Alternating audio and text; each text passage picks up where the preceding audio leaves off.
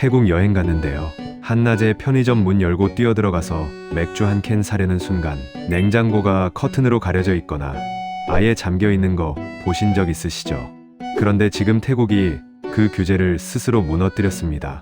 50년 넘게 막아온 낮술 금지, 그걸 갑자기 풀었어요. 이게 그냥 여행자 편의 개선 같은 귀여운 소식일까요? 아니요. 이건 태국이 돈줄이 빠져나가는 걸 체감했고 더는 버티기 어렵다는 신호로 봐야 합니다. 한입 이슈 구독과 좋아요 부탁드리며 이야기 시작합니다. 먼저 태국의 술 규제는 여행자 입장에선 솔직히 황당한 구간이 많았습니다. 태국은 오랫동안 오후 2시부터 5시까지 술 판매가 막혀 있었고 판매 가능한 시간도 촘촘하게 끊겨 있다는 인식이 강했죠. 현지인도 헷갈리고 관광객은 더 헷갈립니다. 나는 그냥 휴양지에서 낮에 수영장 옆에 앉아서 한 캔 마시고 싶은데 갑자기 이 시간엔 안 됩니다가 나오니까요. 여기서 중요한 포인트는 이 규제가 단순히 불편한 정도가 아니라 태국이라는 여행지의 이미지와 맞부딪힌다는 겁니다. 태국은 원래 어떤 나라로 팔렸나요? 쉬러 가는 나라, 먹고 마시고 놀고 마사지 받고 잠깐 현실을 잊는 나라였죠. 그런데 여행자들이 체감하는 건 규칙은 엄격한데 기준이 일관되게 느껴지지는 않는다는 거예요. 술은 낮에 사면 안 된다. 그런데 길 한 블록만 가면 단속이 느슨한 곳도 있다. 누구는 걸리고 누구는 안 걸린다. 이러면 여행자 입장에선 휴식이 아니라 시험을 치는 기분이 됩니다. 이런 와중에 태국이 2025년 말 그 낮술 금지 구간을 아예 풀어버리는 결정을 내렸습니다. 핵심만 말하면 오후 2시부터 5시까지 술 판매 금지라는 오랜 규제를 180일 동안 시험적으로 해제했고 판매 가능 시간을 오전 11시부터 자정까지로 넓혔습니다. 딱 여기서 질문이 생기죠. 태국은 왜 갑자기, 그것도 연말 성수기를 앞두고 이렇게 큰 결정을 내렸을까요? 대답은 생각보다 단순합니다.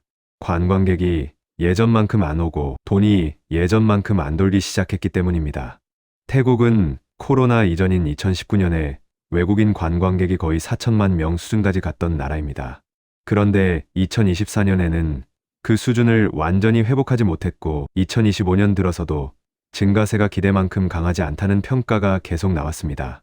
태국 정부와 관광 당국이 숫자를 붙잡고 있는 이유는 관광이 단순한 산업이 아니라 태국 경제의 혈관이기 때문이에요. 호텔, 리조트, 음식점, 쇼핑, 교통, 마사지, 투어, 야시장, 지역 상권까지 관광객 발걸음 하나의 매출이 연쇄로 달라집니다. 그런데 그 발걸음이 예전 같지 않으면 정부는 결국 선택을 해야 하죠. 불편하지만 건강을 위해 규제를 유지할 것이냐, 아니면 돈이 도는 쪽으로 규제를 조정할 것이냐. 태국이 이번에 내린 선택은 솔직히 말해서 후자에 가깝습니다. 다만 이 결정이 박수만 받는 건 아닙니다. 왜냐하면 태국 내부에서도 반대 논리가 너무 강하기 때문입니다. 태국은 음주운전과 교통사고 문제가 오래된 사회 이슈고 명절이나 축제 시즌마다 사고가 급증한다는 공포가 있습니다. 그래서 보건 관점에서는 낮술 규제 완화가 사고를 키울 수 있다는 걱정이 나오는 게 자연스럽죠. 여기까지는 어느 나라나 할 수 있는 논쟁입니다. 경제냐 안전이냐 그 줄다리기요. 그런데 태국이 특히 더 욕을 먹는 지점은 따로 있습니다. 사람들이 태국을 보면서 이렇게 말하거든요. 술은 그렇게 잡으면서 대만은 왜 그렇게 풀어버렸냐. 이 말이 왜 나오냐면 태국이 2022년에 대마를 사실상 비범죄화하면서 관련 가게와 상품이 급증했고 관광객들이 방콕이나 여행자 거리에서 대마 관련 매장을 흔하게 보게 됐기 때문입니다. 그리고 2025년에는 그 대마 정책을 다시 조이기 시작했습니다. 처방전 없이 판매를 막고 의료 목적 중심으로 돌리겠다는 식으로 방향을 틀었죠. 이 흐름만 보면 태국은 지금 술도 대마도 규제 방향이 계속 흔들리는 나라처럼 비칩니다. 관광객이 가장 싫어하는 게 뭔지 아세요? 비싼 가격도 아닙니다. 규칙이 엄격한 것도 아닙니다. 내일 규칙이 또 바뀔 수 있다는 불확실성입니다. 여행은 원래 계획 산업이에요. 항공권, 숙소, 동선, 일정, 예산을 미리 짜고 움직입니다. 그런데 현지에서 어떤 행위가 합법인지 불법인지 시간대마다 달라지고 단속도 들쭉날쭉하고 뉴스에선 또 바뀐다고 하고 이러면 사람들은 그냥 다른 나라를 고릅니다. 그게 지금 동남아 관광 경쟁에서 태국이 맞닥뜨린 현실이에요. 예전엔 태국이 기본값이었습니다. 동남아 여행 가고 싶다. 그러면 일단 태국부터 떠올렸죠. 그런데 요즘은 기본값이 분산됐습니다. 베트남, 말레이시아, 인도네시아, 필리핀, 심지어 가까운 일본까지요. 이렇게 경쟁지가 늘어나면 태국의 작은 불편 하나가 치명타가 됩니다. 낯을 못 사는 나라? 그 정도로 안 가는 건 아닌데 라고 생각할 수 있죠. 맞아요. 낯술 하나 때문에 여행지가 바뀌진 않습니다. 하지만 낯술 규제는 상징입니다. 태국이 아직도 1970년대에 만들어진 생활 규칙을 관광대국의 현실에 맞게 조정하지 못한 채 끌고 왔다는 상징이었고, 그게 불만을 쌓이게 만들었어요. 그리고 이번에 그 상징을 스스로 내려놓은 겁니다. 이쯤에서 태국의 또 다른 술 규제가 하나 더 나옵니다. 광고 규제입니다. 태국은 술 광고나 술 브랜드 노출, 유명인의 홍보를 굉장히 강하게 제한해왔고, 최근엔 그 규제가 더 명확하게 강화되는 흐름도 나왔습니다. 이런 구조에서는 글로벌 스타가 태국인이든 아니든 술과 관련된 이미지가 온라인에서 퍼질 때마다 논란이 생기기 쉽죠. 관광객 입장에서는 이런 분위기 자체가 태국은 술에 예민한 나라라는 인상을 더 굳혀버립니다. 그리고 여기서 경제적으로 중요한 게 하나 있습니다.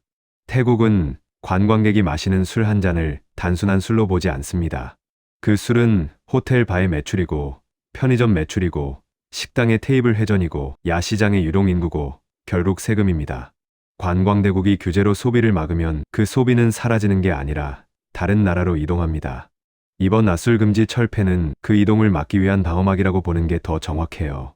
그럼 태국 정부는 진짜로 관광객이 줄고 있다는 걸 얼마나 심각하게 느끼고 있을까요? 최근 2025년 말 기준으로 태국은 누적 외국인 방문객이 3천만 명대라는 발표가 나왔는데 숫자만 보면 많아 보이죠. 하지만 태국이 스스로 비교하는 기준은 늘 19년입니다. 거의 4천만 명이 오던 시절이요. 게다가 태국은 지금 바투화가 강해지면서 여행자 체감 물가가 올라가는 압박도 받고 있습니다. 환율이 움직이면 같은 돈을 써도 여행 만족도가 달라집니다. 예전에는 태국이 싸고 넉넉한 나라라는 기억이 강했는데 요즘은 생각보다 비싸다, 숙소가 비싸다, 이동이 비싸다, 이런 후기가 늘어나는 이유가 여기 있어요. 사실 태국은 관광만 잘 되면 괜찮았던 구조가 아닙니다. 관광이 너무 커져버린 나라들은 공통점이 있어요. 다른 산업이 느리게 바뀝니다. 태국은 오랫동안 자동차 생산과 제조업에서도 강점이 있었고 동남아의 생산 거점으로 불렸습니다. 그런데 최근에는 자동차 생산이 크게 줄었다는 통계가 나오고 전기차 전환 경쟁에서 압박을 받는다는 분석도 계속됩니다. 내수는 가계부채가 높아서 대출이 빡빡해지고 소비가 움츠러들면 자동차 같은 내구재부터 꺾이죠. 이때 관광까지 흔들리면 한 나라 입장에선 동시에 두 군데에서 피가 나는 상황이 됩니다. 그래서 정부는 어디든 당장 살릴 수 있는 쪽부터 건드리게 됩니다. 그게 바로 관광이고 관광에서 가장 빠르게 체감되는 게 규제 완화입니다. 낯술 금지 철폐는 정책의 정답이라기보다 태국이 급해졌다는 증거에 가깝습니다. 여기서 이제 사람들의 반응을 한번 보죠. 댓글에서 이런 말이 나옵니다. 태국은 갈 때마다 룰이 달라져서 피곤하다. 휴양지에서 맥주 하나도 마음 편히 못 마시면 뭐하러 가냐. 술은 죄 취급하면서 대마 가게는 줄줄이 있던데 그게 더 무섭다. 반대로 이런 말도 있어요. 낯술 풀면 사고 늘어나는 거 아니냐. 관광객 때문에 현지 안전을 희생하면 안 된다. 규제는 필요하고 문제는 단속과 교육이다. 이 반응이 딱 태국 내부의 딜레마를 그대로 보여줍니다. 관광객을 잡으려면 편의를 줘야 합니다. 그런데 그 편의가 사회 비용으로 돌아올까봐 두렵습니다. 이 딜레마를 해결하는 방법은 하나뿐입니다. 규제를 풀지 말지가 아니라 규칙을 단순하고 일관되게 만들고 단속은 예측 가능하게 하고 위험 관리는 데이터로 하겠다는 신뢰를 주는 겁니다. 태국이 지금 가장 크게 잃은 건 사실 규제가 아니라 신뢰입니다. 낯술을 풀었다가 다시 잡을까봐 불안하다. 대마도 풀었다가 또 바뀐다. 비자 정책도 바뀐다. 세금 규정도 바뀐다. 이렇게 바뀌는 것 자체가 문제가 아니라 바뀌는 속도와 메시지가 불안정하면 사람들은 지갑을 닫습니다. 특히 장기 체류자들, 디지털 노마드, 은퇴 이민 같은 사람들은 더 민감하죠. 태국은 최근 원격 근무자나 장기 체류자를 끌어들이기 위한 비자 상품을 내놓기도 했습니다. 그런데 제도는 만들었는데 금융이나 세금, 체류 행정의 체감이 따라오지 않으면 결국 말뿐이 됩니다. 현지에서 계좌가 필요하고 자동이체가 필요하고 정기 결제가 필요하고 이런 게 막히면 장기 체류자는 다른 나라로 옮겨가요. 또 하나, 태국은 장기 체류자에게 90일마다 거주 신고를 요구하는 제도가 오래전부터 있고 이게 번거롭다는 얘기가 꾸준히 나옵니다. 이런 행정 피로감이 쌓이면 관광객은 한번 불편하고 끝이지만 장기 체류자는 매달 스트레스로 남습니다. 그리고 이 사람들이 떠나면 태국은 더 큰 돈을 잃습니다. 단기 관광객보다 장기 체류자의 소비가 더 안정적이기 때문이죠. 이제 현실 사례를 하나 떠올려 보겠습니다. 방콕이나 파타야, 푸켓 같은 곳에서 낮에 호텔 체크인하고 뜨거운 햇빛 피해 잠깐 쉬다가 오후에 편의점 들러 음료랑 간단한 안주를 사려는 순간이 옵니다. 그때 술 판매 시간 때문에 다시 동선을 바꿔야 하고 직원에게 지금 안 된다라는 말을 듣고 여행 리듬이 끊깁니다. 그 리듬이 한번 끊기면 여행자는 이렇게 생각합니다. 여기 생각보다 피곤한 곳이네. 여행지에서 피곤하다는 느낌은 치명적입니다. 다시 가고 싶은 마음이 확 줄어드니까요. 태국은 지금 그 지점을 건드렸고 그래서 뒤늦게라도 리듬을 복원하려고 한 겁니다. 하지만 낮술 금지 철폐 하나로 끝나지 않습니다. 태국이 진짜로 해야 하는 건 관광객을 돈으로만 보지 않는 태도 회복입니다. 관광객이 느끼는 바가지, 외국인 가격, 수수료, 불친절, 단속의 변덕 이런 게 쌓이면 그건 단순 불만이 아니라 국가 브랜드의 하락으로 이어집니다. 한 번 떨어진 브랜드는 할인으로도 잘 안 돌아옵니다. 그래서 이번 낮술 규제 철폐는 태국 입장에선 사과에 가까운 결정입니다. 우리가 너무 빡빡하게 했다. 손님이 불편했다. 이제 좀 편하게 해주겠다. 하지만 동시에 태국 스스로에게도 질문이 남습니다. 이걸 180일만 해보고 다시 돌아갈 건가요? 아니면 태국이 관광대국으로서 규칙을 현대화할 건가요? 그리고 이 질문은 우리에게도 그대로 돌아옵니다. 어떤 산업이 너무 잘 되면 우리는 규제와 혁신을 미루기 쉽습니다. 사람들은 어차피 올 거야 라는 착각이 생기거든요. 그런데 경쟁지가 늘고 소비 습관이 바뀌고 환율이 움직이고 안전 인식이 흔들리면 그 착각은 한순간에 깨집니다.